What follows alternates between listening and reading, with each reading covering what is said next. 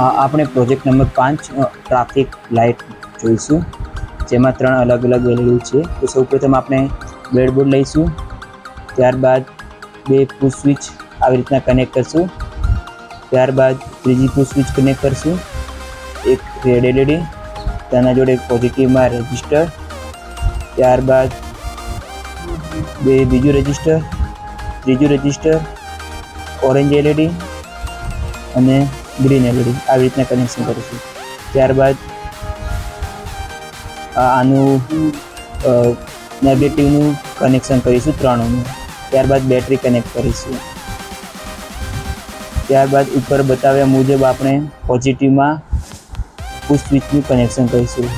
Push સ્વિચમાં અહીંયા એક વાર અહીંયા કનેક્ટ કરવાનો અને બીજો વાર અહીંયા કનેક્ટ કરવાનો. આ બંને ક્રોસમાં હોય છે.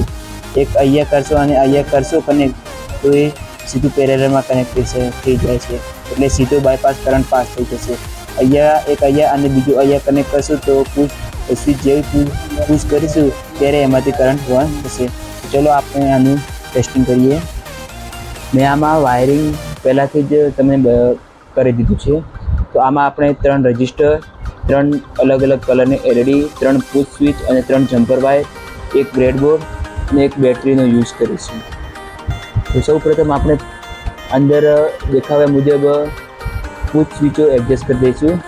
એના એક છેડેથી આપણે પોઝિટિવથી રજિસ્ટર કનેક્ટ કરી નાખીશું ને બીજા ક્રોસ આના પુશ સ્વિચના ક્રોસમાં બીજા છેડેથી LED કનેક્શન કરી નાખીશું. આવી રીતના આપણે 3 LEDનું કનેક્શન કરીશું.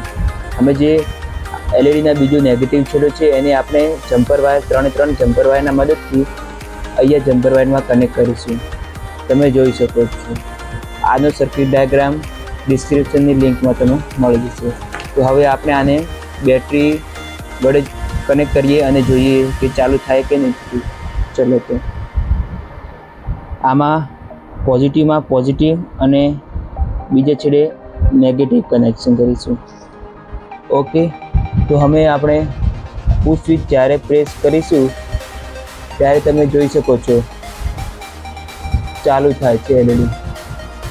ઓકે, જેવી રીતે તમે જે બી પુશ સ્વિચ ઓન કરીશો એ પુશ સ્વિચમાં એ LED ઓન થશે.